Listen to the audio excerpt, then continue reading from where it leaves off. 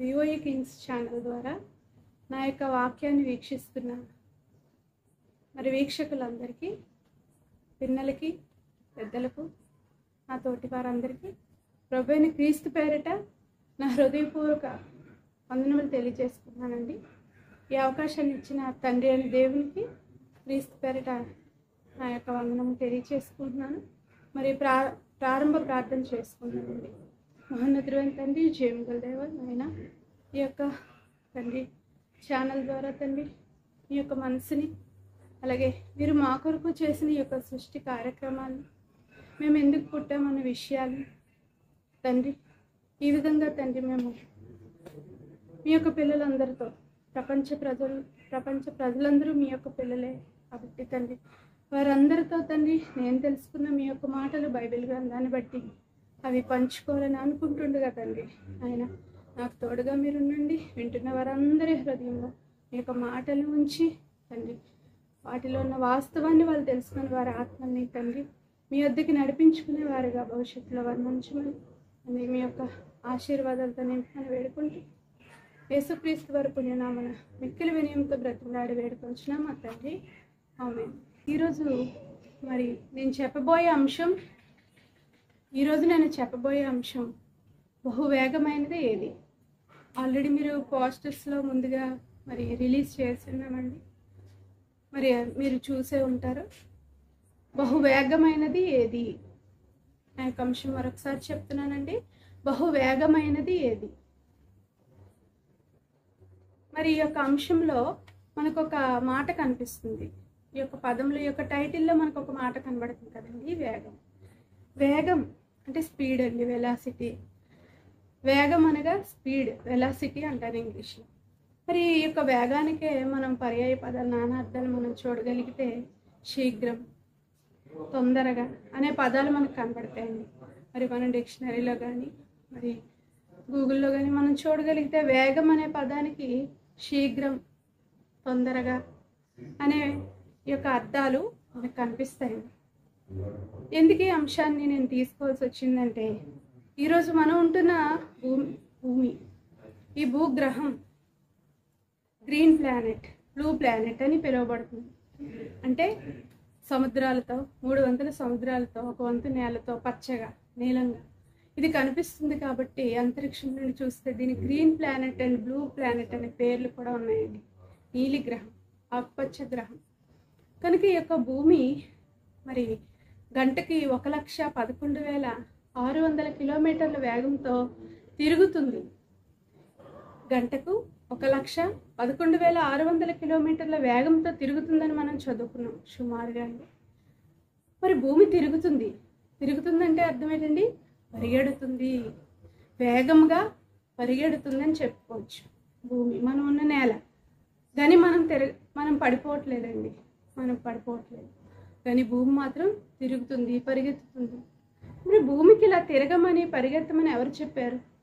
ఎవరు దీనికి ఈ యొక్క రౌండ్స్ నియమించారు? ఈ యొక్క పరిగెత్తడం ఎవరు నియమించారు? ఎవరు చెప్పారు? అసలు ఎవరు చేశారంటే మనందరం చెప్పుకుంటున్న మాటే దేవుడు అంటాం. దేవుడే కదండి చేశాడు. ఇక దేవుడు ఎందుకు తిప్పుతున్నాడు? 23.5 డిగ్రీలు సుమారుగా వంగి తిరుగుతుందట. ఇలా వంగి తిరగడం వల్లే ఋతువులు ఏర్పడుతున్నాయి, కాలాలు వస్తున్నాయని సైన్స్ చెప్తుంది. అంటే తిరగడంలో కూడా ఉద్దేశం ఉందండి. దేవుడు వంగి తిరగడంలో కాలాలు రావాలి, దినాలు రావాలి. భూమి తన చుట్టూ తాను తిరగడానికి 24 గంటలు పడితే సుమారుగా 23.5 చిల్లర 24 గంటలని మనం చెప్పుకుంటామండి. అలాగే భూమి తన చుట్టూ తాను తిరుగుతూ సూర్యుని చుట్టూ కూడా తిరుగుతుంది. దీనికి 365 రోజులు పడుతుంది. దాన్నే సంవత్సరము అంటున్నాం. ఇవన్నీ ఎందుకు జరిగిస్తున్నాడంటే కేవలం మనం భూమి మీద తన పిల్లలుగా, మనుషులమైన మనం తన పిల్లలం కాబట్టి మన కొరకే భూమిని తిప్పుతున్నాడని ఖచ్చితంగా ఈ సృష్టిని చూసిన వారు, ఈ భూమిని పరిశీలించిన వారు అనుకొనక చెప్పక తప్పదండి. ఖచ్చితంగా దేవుడే తిప్పుతున్నాడని ఒప్పుకొని తీరాలండి. ఎందుకంటే ఇంత పెద్ద గ్రహం, దీనికి ఒక వ్యాసార్థం ఉంది. అవన్నీ కొలిచారండి శాస్త్రవేత్తలు. భూమికి ఇంత బరువు, అలాగే భూమికి ఇంత బరువు ఉండాలని దేవుడే నియమించాడని బైబిల్ గ్రంథం సెలవిస్తుంది. ఇకపోతే మనం వేగం కోసం మాట్లాడగలిగితే, ఒక మనిషి బహు వేగంగా పరిగెత్తగలిగితే మరి 40 కిలోమీటర్ల దూరం గంటకు వెళ్ళగలుగుతాడటండి. గంటకు 40 కిలోమీటర్ల దూరం సుమారుగా వెళ్ళగలుగుతాడు వేగంగా పరిగెత్తగలిగితే సుమా. అంటే ఈ పరిగెత్తడంలో ఏదైనా ఉద్దేశం ఉందా? భూమి అంటే పరిగెత్తడంలో ఇది మానవ మనుగడ జరగాలంటే భూమి పరిగెత్తాలి. మరి భూమిని ఎవరు పరిగెత్తిస్తున్నారంటే దేవుడు పరిగెత్తిస్తున్నాడు. ఎలా పరిగెత్తిస్తున్నాడు? ఏమైనా మరి బైబిల్ గ్రంథంలో వ్రాయించారని మనం చూడగలిగితే, కీర్తనల గ్రంథం 147 అధ్యాయం 15వ వచనం అండి. 15వ వచనం, భూమికి ఆజ్ఞ ఇచ్చేవాడు ఆయనే, ఆయన వాక్యం బహు వేగముగా పరిగెత్తును. మామూలు వేగం కాదండి, భూమి బహువేగంగా పరిగెత్తును. వాక్యం పరిగెడుతుందంటే పై వచనంలో భూమికి ఆజ్ఞ ఇచ్చేవాడు ఆయనే అంటే భూమికి చెప్పారండి పరిగెత్తమని. దేని ద్వారా? మాట ద్వారా. మాటే వర్డ్ ఆఫ్ గాడ్ అంటే వాక్యం అండి. మాట సెలవిచ్చాడు, భూమి నువ్వు పరిగెత్తాలి అంటే ఆ మాటే భూమికి పరిగెత్తించే గుణాన్ని ఇచ్చింది. పరిగెడుతుంది గంటకి 1,11,600 కిలోమీటర్ల వేగంతో. అంటే ఇక్కడ వాక్యమే పరిగెత్తింప చేస్తుంది. అంటే పరిగెత్తింప చేస్తున్న శక్తి భూమికి ఎలా వచ్చిందంటే మాట ద్వారా వచ్చింది. ఆయన వాక్యం అంటే బహు వేగముగా పరిగెత్తునంట. అంటే మాటకంత శక్తి ఉందా? వాక్యానికి అంత శక్తి ఉందా? ఉందండి. ఎందుకు వాక్యానికి అంత శక్తి ఉందని రాయించారో తెలుసా? ఇందులో ఒక గూఢార్థం ఉందండి. ఒక గూఢార్థం ఉంది. అది నేను తెలుసుకుంది మీకు చెప్పాలని ఈరోజు మీ ముందుకు రావడం జరిగిందండి. మరి ఎందుకు పరిగెత్తిస్తున్నాడో తెలుసా? ఎందుకు శీఘ్రముగా ఇది పరిగెత్తుతుందో తెలుసా? బహుశీఘ్రముగా ఎందుకు పరిగెత్తుందో తెలుసా? మనం బ్రతికుండాలి. బ్రతికుండి ఏం చేయాలి అని మనం బైబిల్ గ్రంథాన్ని అడిగితేనండి, ఆయన మరొక వచనం మనం వాక్యం కోసం పరిగెత్తడం కోసం చూడగలిగితే, తెస్సలోనికి రాసిన 2వ పత్రిక 3వ అధ్యాయం 1వ వచనం అండి. పౌలు గారు తెస్సలోనికి సంఘానికి రాసిన 2వ పత్రిక 3వ అధ్యాయం 1వ వచనం మనం చూడగలిగితే, తుదకు సహోదరులారా, మీలో జరుగుచున్న ప్రకారం ప్రభువు వాక్యం శీఘ్రంగా వ్యాపించి మహిమపరచబడు నిమిత్తము. భూమి పరిగెత్తడంలో ఉద్దేశం ఏంటి? మానవ మనుగడకి. మానవులు ఎందుకు మనుగడ సాగించాలి భూమి మీద అంటే, భూమి మీద పుట్టిన ప్రతి మనిషి ఓ సృష్టిని ఎవరు చేశారు? అసలు ఎందుకు భూమి మీదకి వచ్చాం? సంకల్పం ఏంటని తెలియపరచడానికండి. తండ్రిని మహిమపరచు నిమిత్తం మనం పుట్టడం జరిగిందండి. మరి ఇక్కడ వాక్యం అనేది శీఘ్రంగా వ్యాపించాలట. ఇలా వాక్యం అనేది శీఘ్రంగా వేగంగా వ్యాపిస్తే తండ్రి మహిమపరచబడతాడు, దేవుడు మహిమపరచబడతాడు. వాక్యం యొక్క గొప్పతనం ఇప్పుడు మీరు తెలుసుకున్నారు కదా, శాస్త్రవేత్తలకు అందని విషయం. మరి క్రీస్తు పూర్వం 1000 ఏళ్ళలో రాయబడిన కీర్తన గ్రంథంలోనే మరి భూమి పరిగెడుతుంది, భూమి మరి శూన్యంలో వేలాడుతుంది, భూమి గుండ్రముగా ఉంది అనే విషయాలు ఎన్నో వచనాలు ఉన్నాయండి. మరి ఆ వచనాలన్నీ చెప్పడానికి సమయం మనకు చాలదు. కానీ మరి ఈ శాస్త్రాతీత సంగతులు మరి క్రీస్తు పూర్వమే రాయించబడ్డాయండి మన మేలు కొరకు. మనం తెలుసుకోవాలని వీటి వెనక ఉద్దేశం అనేది మనం దేవుని పిల్లలుగా, దేవుని తెలుసుకున్న వారుగా మనం పరిశీలించగలిగితే, ఇక్కడ మరొకసారి చదువుతానండి. తుదకు సహోదరులారా, 2వ దశలోనికి పత్రిక 3వ అధ్యాయం 1వ వచనం మనం చూడగలిగితే, తుదకు సహోదరులారా, మీలో జరుగుచున్న ప్రకారం ప్రభువు వాక్యం శీఘ్రంగా వ్యాపించి మహిమపరచబడు నిమిత్తము. శీఘ్రంగా వ్యాపించాలంట. శీఘ్రంగా వేగంగా వ్యాపించాలన్నప్పుడు అక్కడ పుట్నోట్లో చూడండి ఏముందో, వ్యాపించి అంటే పరిగెత్తి వాక్యం పరిగెత్తాలంట. వాక్యాన్ని పరిగెత్తించాలంటే ఎవరో వాక్యాన్ని పలకాలి కదండి. ఆనాడు దేవుడు పలికిన మాట ద్వారా భూమి పరిగెడుతుంది. ఈరోజు మనం పలికిన వాక్యం ద్వారా మరి మనం పలికిన మాటలు పరిగెత్తాలంటే వ్యాపించాలంటే, పరిగెత్తడం అంటే ఏంటండి? వాక్యం వ్యాపించాలి, శీఘ్రంగా వ్యాపించాలి.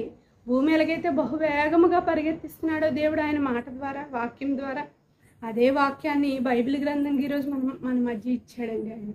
ఆయన మాటలు బైబిల్ గ్రంథంగా మనకి ఇచ్చాడు. ఈ యొక్క మాటలు ఈ యొక్క ప్రపంచంలో శీఘ్రముగా వెళ్ళాలంట.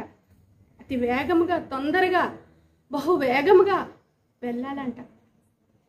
ఇలా వ్యాపిస్తే ఏం జరుగుతుందంటే, శీఘ్రముగా వ్యాపించి అంటే శీఘ్రముగా పరిగెత్తడం వల్ల మహిమపరచబడి నిమిత్తము మీలో జరుగుతున్న ప్రకారం ప్రభువు వాక్యం మహిమపరచబడుతుందంట. మరి తండ్రికి మహిమ తేడానికే మనం భూమి మీద పుట్టామనేది ఎఫెసీయులకు రాసిన పత్రిక 1:4 మనకి మన యొక్క పుట్టుక యొక్క సంకల్పం అక్కడ ఉందండి. అంటే వాక్యాన్ని మనం శీఘ్రంగా తొందరగా వ్యాపింప చేస్తే, లేదా తండ్రి మహిమను లేదా తండ్రి యొక్క గొప్పతనాన్ని మనం చెప్పగలిగితే, దేవుని మాటలు బైబిల్ గ్రంథంలో ఉన్నవి మనం తీసి శీఘ్రంగా చెప్పగలిగితే, వ్యాపింప చేస్తే దేవునికి మహిమ కలుగుతుందంట. అందుకే మనల్ని పుట్టించాడు, అందుకే మన మనుగడిని కొనసాగింప చేస్తున్నాడు భూమిని త్రిప్పుడు ద్వారా. తను కొంత బరువును పెట్టాడు, వంగి తిరుగుతుంది, కాలాలను పెట్టాడు. ఇకపోతేనండి నేను ఒక క్లిప్ వేస్తానండి. ఆ క్లిప్లో చూడండి, భూమి తిరగడం, దాని యొక్క శబ్దం అంతరిక్షం నుండి మరి తీయడం జరిగిందండి. మరి అది మీరు వింటే మీకు చాలా భయం కలుగుతుందండి. మరి ఈ యొక్క ఛానల్ ద్వారా మరి భూమి యొక్క శబ్దాన్ని మీరు వినండి.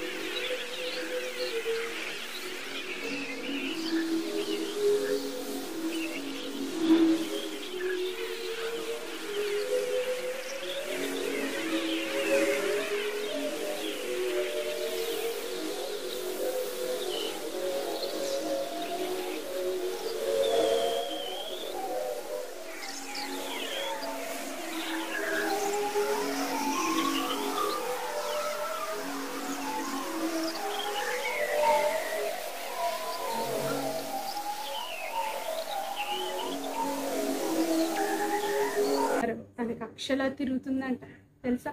కక్ష అండి, ఆర్బిట్. బైబిల్లో పదము అని ఉంటుంది. పదము. సూర్యుడు తన పదమునందు పరిగెత్త ఉల్లసించుచున్నాడు అంటే తన యొక్క మార్గంలో పదం ఆర్బిట్లో పరిగెడుతుందంట.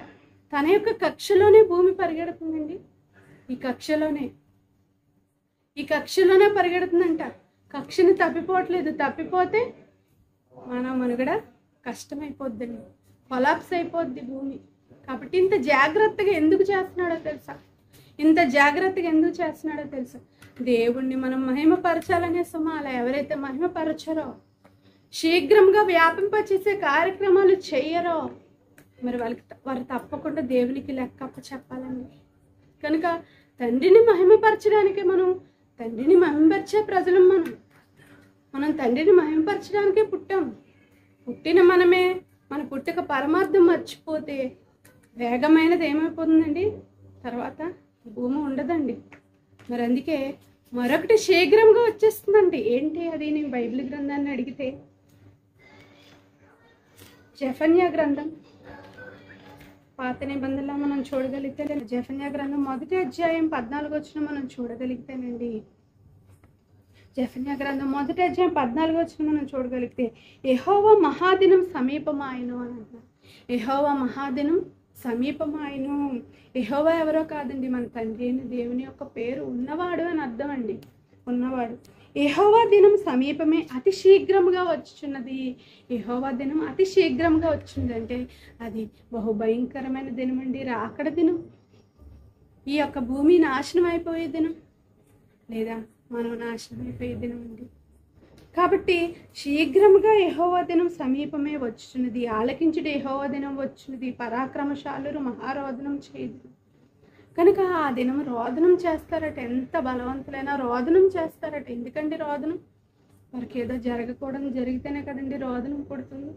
వారు తట్టుకోలేనిది జరిగితేనే కదండి, మనం తట్టుకోలేని జరిగితేనే కదండి రోదనం పుడుతుంది. యెహోవా దినం వస్తుందంట. కనుక అది ఉగ్రత దినం అని చెప్పడం జరుగుతుందండి. 15వ వచనం చూడగలిగితే, ఉగ్రత దినం అంటే దేవుని యొక్క కోపాగ్నికి మనం గురైపోతాము, ఆ దినం వచ్చేస్తుంది అని దేవుడు ముందుగా వ్రాయించారండి. ఇంతకీ భూమి తిరగడంలో ఉద్దేశం మీరు తెలుసుకున్నారా? వాక్యాన్ని శీఘ్రంగా మనం చేయడం కోసం మనకి మాదిరిగా ఈ సృష్టిలో ఏది చూసినా తండ్రి యొక్క లక్షణాలు, తండ్రి యొక్క ఉద్దేశం మనకి సుస్పష్టంగా అర్థమవుతున్నాయండి. అంటే ఈ సృష్టి కూడా మనకి బోధ చేస్తుందని చెప్పక తప్పదు. ఈ సృష్టి కూడా మనకి ఒక సమయంలో దాన్ని మనం గమనించగలిగితే అది బోధ చేస్తూ ఉంటుందండి. కనుక ఆ బోధని మనం వినాలి, నేర్చుకోవాలి. ఈ సృష్టి మనకి సూచిస్తుంది, తండ్రిని చూపిస్తుంది, ఆయన లక్షణాన్ని చూపిస్తుంది. కాబట్టి ఈ సృష్టిని త్రెప్పడంలో ఆయన ప్రేమ కనిపిస్తుంది. అలాగే సృష్టిని త్రెప్పడంలో ఆయన ఉద్దేశం కూడా మనకి బైబిల్ గ్రంథం ద్వారా మనం తెలుసుకున్నామండి. కాబట్టి వాక్యం అనేది మ్రోగాలి అంటున్నాడు. అదే దశలోనికి రాసిన పత్రిక, దశలోనికి మొదటి పత్రిక 1వ అధ్యాయం 7వ వచనం మనం చూడగలిగితే, పౌలు గారు దశలోనికి రాసిన మొదటి పత్రిక 1వ అధ్యాయం 7వ వచనం మనం చూడగలిగితేనండి, కాబట్టి మాసిదోనియాలోను అకయాలోను విశ్వాసులందరికీ మాదిరి అయితిరి. దేనికి మాదిరి అయ్యారంట? కాబట్టి మాసిదోనియాలోను అకయాలోను విశ్వాసులందరికీ మాదిరి అయితిరి. ఎందుకనగా మీ యొద్ద నుండి ప్రభువాక్యం మాసిదోనియాలోను అకయాలోను మ్రోగెను. మాసిదోనియాలోను అకయాలోను విశ్వాసులందరికీ మాదిరి అయితిరి. మీ యొద్ద నుండి ప్రభువాక్యం అంటే తెస్సలోనిక సంఘం నుంచి ప్రభు వాక్యం ఎక్కడెక్కడికి వెళ్ళి మ్రోగిందటండి. మ్రోగడం అంటే ఏంటండి? గట్టిగా అరిచి చెప్పడం, లేదా గనగన గంట మోగితే ఎంత శబ్దం వినబడుతుందంటే అంతగా వ్యాప్తి జరిగింది. ఎక్కడి నుంచి ఎక్కడికి వ్యాప్తి జరిగిందంటే ఎవరు చేశారంట? తెస్సలోనికల సంఘంలో ఉన్న క్రైస్తవులు, దేవుని పిల్లలు దేవుని మాటలు తీసుకెళ్ళి మాసిదోనియా ఆకియా ప్రాంతంలో మ్రోగించారట. అంటే ఎంత గొప్పగా ప్రకటించారు, ఎంతగా వ్యాపింప చేశారని మనం అర్థం చేసుకోవచ్చండి. మ్రోగడంలో ఉద్దేశం అదేనండి. మీ యొద్ద నుండి ప్రభువాక్యం మాసిదోనియాలోను అకయాలోను మ్రోగెను అని అంటున్నాడు. ఇవన్నీ రాయించడంలో ఉద్దేశం ఏంటో తెలుసా? మనం వ్యాపింప చేసే పద్ధతి ఇదే, వ్యాపింప చేయాలి ప్రతి ఒక్కరూ అని దేవుడు సూచిస్తున్నారండి ఆయన మాటల ద్వారా. కాబట్టి అక్కడ మాత్రమే కాక ప్రతి స్థలమందును, నచ్చిన ప్రాంతాలే కాదండి, అన్ని ప్రాంతాల్లోకి దేవుని తెలుసుకోవాలని, ప్రతి తండ్రి అనే దేవుని తెలుసుకోవాలని ప్రతి ప్రాంతంలోకి మనం తండ్రిని తీసుకువెళ్ళాలండి. అది మన బాధ్యత. అక్కడ మాత్రమే కాక ప్రతి స్థలమందును దేవుని యందు ఉన్న మీ విశ్వాసం వెల్లడి అయ్యును కనుక మేమేమీ చెప్పవలసిన అవసరం లేదు. దేవుడి పట్ల విశ్వాసాన్ని ఆ విధంగా చాటుకున్నారండి వాళ్ళు. దేవుని పట్ల వారి విశ్వాసాన్ని ఆ విధంగా చాటుకున్నారు. మాకు విశ్వాసం ఉందని చెప్పుకుంటున్నారు ఈరోజు క్రైస్తవ సహోదరులు చెప్పుకుంటున్నారే. మరి ఏది మ్రోగిస్తున్నారా? శీఘ్రంగా వ్యాపింప చేసే కార్యక్రమాలు చేస్తున్నారా? చెప్పండి. ప్రతి స్థలమందును చేస్తున్నారా? మరి ఇలా చేయాలండి. చేయకపోతే ఏదో ఒక రోజు ఈ భూమి నాశనం కాక తప్పదు, ఆగిపోక తప్పదండి. ఇంత వేగంగా పరిగెత్తుని ఈ భూమి ఆగిపోక తప్పదు. భూమి ఆగిపోతే మనిషిని ఉండగలరా? అదేనండి ఉగ్రత దినం, యెహోవా దినం, తండ్రి అని దేవుని దినం అదే. కనుక ఆ దినం రాకముందే మనం ఈ కార్యక్రమాలన్నీ చేయాలనే ఈ యొక్క అంశాన్ని మీ ముందు ఉంచడం జరిగిందండి. మరి ఇకపోతే ఈ వాక్యం ఎంత గొప్పదంటే కాంతి కంటే వేగంగా వాక్యం వెళ్తుందంట. ఈ యొక్క శాస్త్రాతీత సంగతి వినండి. కాంతి కంటే వేగంగా వాక్యం వెళ్తుంది, మాట వెళ్తుంది. అంటే కాంతి కంటే వేగమైనది వాక్యం, వర్డ్ ఆఫ్ గాడ్ అని తెలుసుకున్నారు. ఎందుకంటే వాక్యమే బహు వేగంగా భూమిని తిప్పుతుంది, పరిగెత్తింప చేస్తుంది అని చదువుకున్నాం కీర్తన గ్రంథం 147:15 వచనంలో. భూమికి ఆజ్ఞ ఇచ్చేవాడు ఆయన వాక్యం బహు వేగముగా పరిగెత్తునని మనం చదువుకున్నాం. కాబట్టి ఈ యొక్క వాక్యం కాంతి కంటే వేగంగా వెళ్ళిపోతుంది. ఎక్కడెక్కడికి వెళ్ళిపోతుందో తెలుసా? హెబ్రీయులకు రాసిన పత్రిక 4వ అధ్యాయం 12వ వచనం మనం చూడగలిగితేనండి. హెబ్రీయులకు రాసిన పత్రిక 4వ అధ్యాయం 12వ వచనం మనం చూడగలిగితేనండి, అక్కడ వాక్యం ఎక్కడెక్కడికి వెళ్తుందో నేను చదివి వినిపిస్తానండి. ఒకసారి మనం చూసుకుందాం. హెబ్రీయులకు రాసిన పత్రిక 4వ అధ్యాయం 12వ వచనం. ఎందుకనగా దేవుని వాక్యం సజీవమై బలము కలదై రెండంచులు గల ఎటువంటి ఖడ్గము కంటేను వాడిగా ఉండి, ఎందుకనగా దేవుని వాక్యము సజీవమై బలము కలదై రెండంచులు గల ఎటువంటి ఖడ్గము కంటేను వాడిగా ఉండి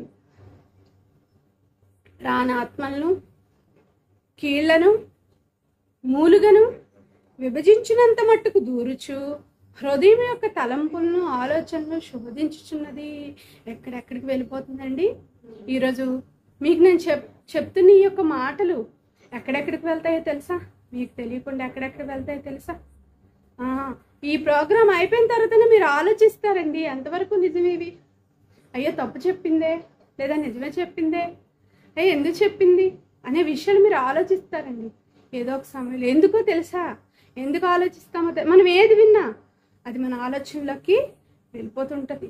మాటకి అంత శక్తి ఉందండి. దేవుని మాటకి ఇంకెంత శక్తి కలదని చెప్తున్నారంటే, సజీవమై బలము కలదై రెండంచులు గల ఎటువంటి ఖడ్గము కంటే నువ్వు వాడిగా ఉండి ప్రాణాత్మలను కీలను మూలుగును విభజించినంత మట్టుకు దూరుచు హృదయం యొక్క ఆలోచనలు శోధించుచున్నది. మరి పాత నిబంధనలో ఒక భక్తుడు కనబడతారండి, యవనస్తుడైన యోసేపు గారు, యాకోబు కుమారుడని యోసేపు గారు. ఆ యోసేపు గారి యొక్క అన్నదమ్ములు అతన్ని మోసం చేయడం, అక్కడికి మిద్యానీయులకు అమ్మివేయడం, అక్కడి నుంచి ఆయన ఐగుప్తుకి చేరడం జరుగుతుందండి. మరి అక్కడికి వెళ్ళిన తర్వాత ఒక సైన్యాధిపతి ఇంట్లో ఉండడం, అక్కడి నుంచి 2 ఏళ్ళు జైల్లో గడపడం కూడా జరుగుతుందండి. ఈ కష్టాలన్నిటిలో యోసేపు గారిని ఎవరు చూస్తున్నారో తెలుసా? ఈ యొక్క కష్టాలు కడగలులో అన్యాయంగా శిక్షలు అనుభవిస్తున్న సమయంలో యోసేపు గారిని యెహోవా వాక్కు పరిశోధిస్తుందటండి. యెహోవా వాక్కు పరిశోధిస్తుందనే మాటను మనం చూస్తాం బైబిల్ గ్రంథంలో. అంటే యోసేపు గారు తను ఎవరు చూస్తున్నారని భయం కలిగి దేవుని పట్ల ఉన్నారో తెలుసా? దేవుడు చూస్తున్నాడనే భయంతో యవనస్తుడని యోసేపు గారు మరి ఏ తప్పు చేయకుండా దేవుడు చూస్తున్నాడనే భయంతో తన జీవితాన్ని కొనసాగించినట్లుగా మనకి యోసేపు చరిత్ర పాత నిబంధనలో కనబడుతుందండి. మీరు చదువుకుని ఇంటికి వెళ్ళాక ఈ యోసేపు గారి విషయంలో దేవుడు రాయిస్తూ యెహోవా వాక్కు యోసేపును పరిశోధించుచుండెను. అంటే ఇలాంటి కష్టం వచ్చినప్పుడు ఏ విధంగా ప్రవర్తిస్తాడు? ఒక స్త్రీ తనని, ఒక యజమానుడి భార్య తనని మరి ప్రేరేపిస్తున్నప్పుడు యవనస్తుడిగా యోసేపు తప్పు చేస్తాడా? తప్పు చేయడా? ఏం చేస్తాడు నా కుమారుడు, ఏం చేయబోతున్నాడని దేవుడు కూడా చూడాలనుకున్నాడండి. కానీ యోసేపు ఇక్కడ తప్పు చేయకుండా దేవుడినే గెలిపించినట్లుగా వాక్యానికి తగ్గట్టుగా ఆ యొక్క వాక్యం పరిశోధిస్తుందనే మాట తనకి తెలియకపోయినా అండి, యోసేపు గారు తెలియచ్చు తెలియకపోవచ్చండి, కానీ యోసేపు గారు దేవునికి భయపడి మరి తప్పు చేయకుండా ఉన్నట్టుగా కనబడుతుంది. తద్వారా దేవుడు అతనికి ఇచ్చిన ఆశీర్వాదం ఏంటో తెలుసండి? దేవుడు యోసేపు గారిని ఐగుప్తు దేశం అంతటి మీదకి మంత్రిని చేశారండి, అధికారిని చేశారు. ఎందుకంటే దేవుని వాక్కు పరిశోధిస్తున్నప్పుడు ఆయన నిలబడ్డారు ఆ యొక్క పరీక్షలో. కాబట్టి దేవుడు యోసేపు గారిని గొప్ప చేశారండి. కనుక మీరు కూడా గొప్పవాళ్ళు కావాలనుకుంటున్నారు. ఈరోజు ఎన్నో మోటివేషనల్ స్పీచెస్ వింటాం. మీరు గొప్పవారు కావాలనుకుంటారా అంటే ఏదో చెప్తారండి, కానీ దేవుని మాట నమ్మండి. మనుషుల మాటలు కాదండి. జరగచ్చు, జరగకపోవచ్చు, కానీ దేవుడు తన గ్రంథంలో ఎంతో మందికి ఈ విధంగా జరిగించిన సందర్భాలు మనకు కనబడతాయి. చరిత్రలో కూడా వాళ్ళు మీకు కనబడతారు. ఒక యోసేపు మరి ఉన్నారా లేదా అనేది ఈరోజు హిస్టోరియన్స్ కూడా ప్రూవ్ చేశారండి. ఒక శేబదేశ ప్రాణి కానీ, ఒక సొలొమోన్ రాజు కోసం కానీ, ఒక యోసేపు గారి కోసం కానీ, ఒక అబ్రహాం కోసం కానీ వారు ఎక్కడెక్కడ జీవించారు, నేటికి ఆయా ప్రాంతాలు మనకి సజీవ సాక్ష్యాలుగా ఈరోజు భూమి మీద కనబడుతున్నాయండి. అవి చూసాను నమ్మండి. దేవుని మాట ఎలాగా మీరు నమ్మరు, అవి చూసాను నమ్మండి. కాబట్టి ఇక్కడ యెహోవా వాక్కు మనల్ని పరిశోధిస్తుంది, ఆలోచనలు శోధిస్తుంది. అంటే మనం ఆయన మన కొరకు చేసిన కార్యాలు చూసి ఆయన మనకు చేయమన్న కార్యాలు మనం చేస్తున్నామా లేదా, ఆయన మాటల ప్రకారం మనం ఉన్నామా లేదా, దేనికోసం మన పాదాలు పరిగెడుతున్నాయి అనేది కూడా దేవుడు మరి చూస్తాడండి. వాక్యాన్ని పరిగెత్తించాలి, మ్రోగించాలని మనం తెలుసుకున్నాం. అలాగే మన పరుగు దేని మీద ఉంది, మన పరుగు దేని మీద ఉందండి, అది కూడా మనం దేవుడు పరిశీలిస్తాడండి. ఇకపోతే మొదటి శతాబ్ద క్రైస్తవ్యానికి, సంఘానికి హింస జరిగిందండి. హింస జరిగినప్పుడు ఏం జరిగిందో తెలుసా? ఈ భూమిని వేగంగా పరిగెత్తించి ఈ వాక్యానికి ఎంత వేగం ఉంటే, ఇటువంటి వాక్యాన్ని కలిగిన మనం ఎంత వేగంగా మరి దేవుని కొరకు పరిగెత్తాలో తెలుసా? ఇలా పరిగెత్తిన వాళ్ళే మొదటి శతాబ్దపు క్రైస్తవులండి. ఈ యొక్క మొదటి శతాబ్దపు క్రైస్తవ్యాన్ని మనం గమనించగలిగితే బైబిల్ గ్రంథం బట్టి మరి క్రీస్తుకు వ్యతిరేక చట్టం, క్రీస్తుకు వ్యతిరేక ప్రభుత్వం, క్రైస్తవులకు వ్యతిరేక ప్రభుత్వం ఆనాడు వచ్చినప్పుడు ఫిలిప్పు గారి ద్వారా, లేదా స్టెఫెన్ గారి తర్వాత అండి ఫిలిప్పు గారి ద్వారా యోదియా సమరయ ప్రాంతాలకి సువార్త వ్యాపించిందండి, పరిగెత్తింది. సంఘానికి హింస కలిగినప్పుడు వారు చెదిరిపోయి సువార్త ప్రకటించిరి అని మనం చదువుకున్న అపోస్తలుల కార్యాలు 8వ అధ్యాయంలో మనకు కనబడుతుందండి. మరి అదే ప్రారంభ సంఘ నమూనాగా చెప్పుకుంటాం మనం. మొదటి శతాబ్దపు క్రైస్తవ సంఘ నమూనాగా ఈరోజు మన సంఘం మనం చెప్పుకున్నాం. సార్వత్రిక సంఘంగా ఉన్న క్రైస్తవులందరూ మనం చెప్పుకుంటున్నాం. మరి మనం ఎలా ఉన్నాం చెప్పండి. ఈరోజు క్రైస్తవులకి హింసలు జరుగుతున్నాయి, దేవుని నామానికి దూషణ కలుగుతుంది. ఇలాంటి సమయంలో వాక్య విస్తరణ జరగాలి తప్ప మరి మనల్ని హింసిస్తున్న వారిని, దేవుని దూషిస్తున్న వారి యొక్క కామెంట్ బాక్సుల్లోకి వెళ్ళి మనం కామెంట్స్ పెట్టడం కాదండి, లేదా వారితో వాదించడం కాదండి. వాక్య విస్తరణ చేయాలి. సహోదరి సహోదరులారా, ఈ యొక్క నా విజ్ఞాపనను ఆలకించండి. వాక్యం ద్వారా నేను సెలవిస్తున్నానండి, అన్యదా భావించకండి. ఒక అక్కగా ఒక చెల్లిగా నా యొక్క ఫిలిప్ గారి యొక్క ప్రయాణ మ్యాప్ కూడా మీకు ఫోటో చూపించడం జరుగుతుంది. క్లిప్లో చూడండి.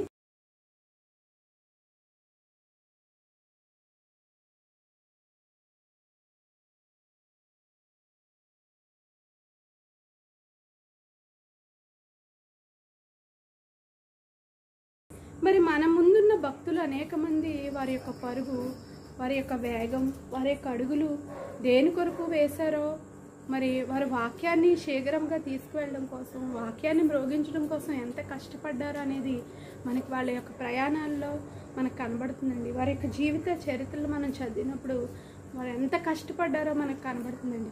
మరి ఇవి చేయకుండా మనం వ్యర్థమైన వాదనలు, మరి మతభేదములు కలిగించే వ్యక్తికి 1-2 మార్లు బుద్ధి చెప్పి విడిచిపెట్టమన్నాడు కదా.